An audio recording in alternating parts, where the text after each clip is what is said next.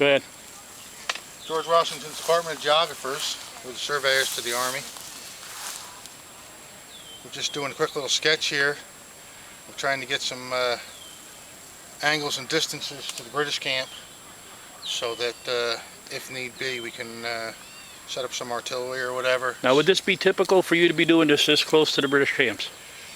This is a little smaller area than most typical Okay. battlefields. Typically the British camp would be like in a far distance field, a half-mile away or so. Oh, okay. Quite a distance, but for logistical purposes. So in this 90-degree humidity, you guys be walking around this heavy wool, half mile, 2 miles, 3 miles. Yep, roughly.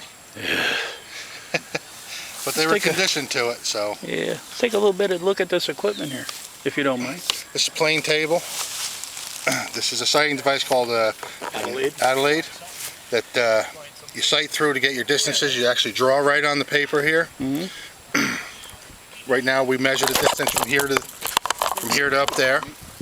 We know what that distance is. We created a scale through the use of scale rule.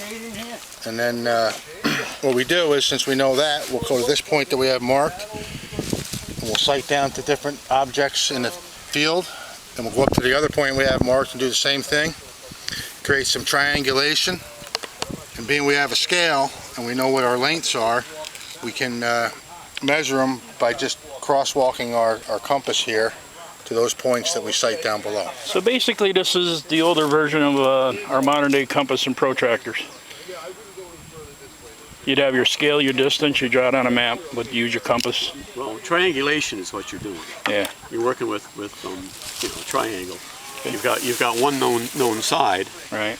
And then using the Adelaide, then you know 2 angles. So if you know one side and 2 angles, then you can determine the location and the distance to the third point.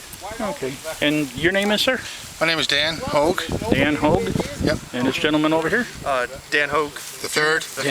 That's my son. This is Dan Hogue the second. No, I'm Squire Brennan. Squire Brennan. Nice to meet you, Squire Nice to Brennan. meet you. Nice to meet you, Dan Hogue and Dan Hogue. Nice to meet you, sir. I'm not going And to this serve is this man. Paul He's Shift? Sure. Paul Shift. Nice to meet you guys too. Well, there you go. That's how they used to make measurements for artillery and just basic distances. You're not gonna create a map of any real high accuracy with this. Okay. But you can draw a map quickly, relatively accurate. A rough map of the area. And this, pretty much, when you do this, you're creating the map as you work.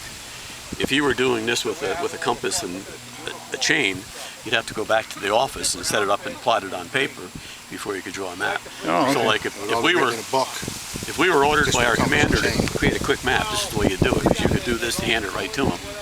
So he'd have an overlay of the area roughly. Right. So And then anything that we show on here, he can determine the distance to it. So if they're going to target something with artillery or whatever, they can do that. Okay.